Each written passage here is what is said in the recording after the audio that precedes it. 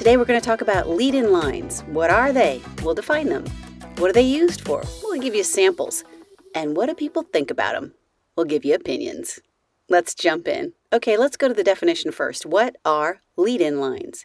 Well, if you take that term and you plug it into Google search, you get nothing. Nada. Zip. Zero. It's a VO industry term.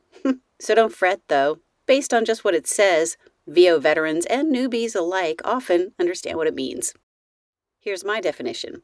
A lead-in line is something you improvise or make up or ad-lib before the scripted words you're about to say that helps you get into character, that helps you get into your natural zone of knowing what you want to say before you get into the scripted words, so you become real in that moment, authentic, more conversational, more natural. At least that's the hope. I also reached out to my community on LinkedIn and asked people for their opinions of what they thought that meant without defining it for them. From Kingsley Willis at Elastic, he said, "I've heard them called ramps. If the first line of a paragraph is an answer to some unasked question, you can just ask yourself that question first as a ramp to make it sound more natural." From Alex Thorne regarding creating more of a character voice, a calibration line to help you get into the voice. I remember on PJ Masks, there was always one line in particular I felt captured the voice really well and would repeat it if I was losing the voice to help me get back into it. And from J.E. Burton, a lead-in, short phrase related to the crux of the script, helps establish a natural cadence to your read and sets a tone for what comes next. I like to think of it as my voice's slow walk to a jog.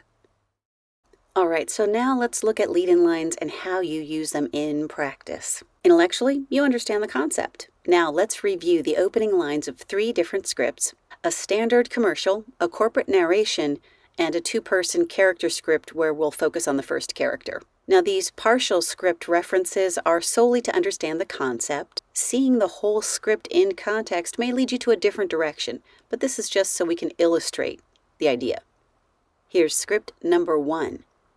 It's easier than ever to keep track of your business IT tasks. With My Mobile, there's one place to track and prepare for new orders.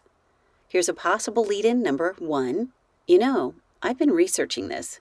It's easier than ever to keep track of your business IT tasks. With My Mobile, there's one place to track and prepare for new orders. Option 2.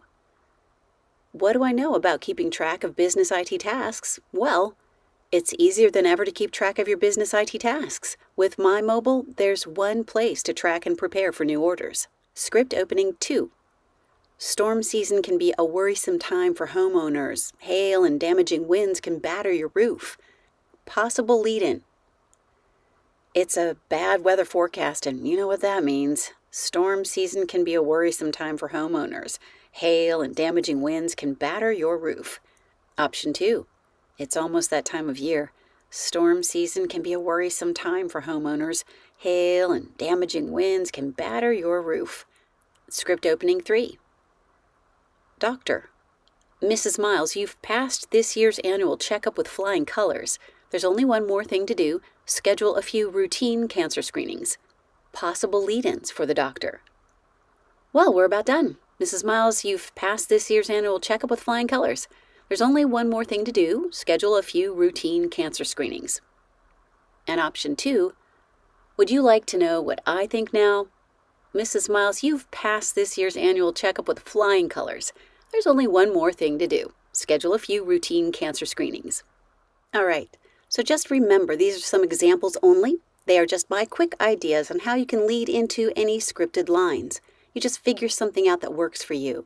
You may have an idea that works completely better than what I came up with, and that's great. Play with that idea. That is the concept. The most important thing is that you take that lead-in line and you keep that same energy and tone and flow that into the scripted words. It's like a bridge, and you don't want a dramatic change. You don't want to shift into announcer mode when you read the script.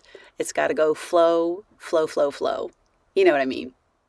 So, are lead-in lines important? What do you think? I think heck yeah, especially if you can use them to keep that flow. And this is just another tool in your voiceactor toolkit. In most cases, you won't send that ad-libbed bit, that improvised bit, that lead-in line to your client or whoever's casting. That's totally okay. It's kind of a throwaway bit. The important thing is that you have started that script already in the middle of this tone that you've created and this moment that you've created. Lead-in lines are a trick to help you get there. Again, the point is just being really natural and conversational in your own personality and your own style. And this really helps even if you would never say the scripted words as they're already written. This really helps you bring that into you so you can say them as if it is you speaking. And that's the whole point. So in closing, what are people's opinions about lead-in lines? Some VOs, maybe newbies, maybe people still learning some basics, might struggle with this aspect of a tool. It is going to help you if you can get past the idea of struggling with it or only wanting to read the scripted lines. Don't let that be something you're holding on to for security. You can create a lead-in line and it will work for you because you're the one creating it. If you need some help and a coach is asking you to develop it and you're struggling with the concept because you feel like, I don't want to have to create on my own in terms of the words, I want to just read the script, give it a shot. Maybe they're trying to help you loosen up and make that script a little easier. Or maybe you feel like it's just slowing you down and it's cutting your legs off when you have to come up with something as a starter. All it takes is trying. And the first times you try things, think of riding a bike. You had training wheels, right? You learn to ride a bike or learn to do something. When you first start, it's a little bit of a struggle. It feels awkward. But when you get it going and you feel more practiced at it, it comes a lot more naturally and easier. VO veterans and people who have embraced the concept find this is a strong tool in their toolkit as a voice actor. I have felt that it's not needed for every script. No. It's up to you to decide when to use it, when you need it, and how you use it.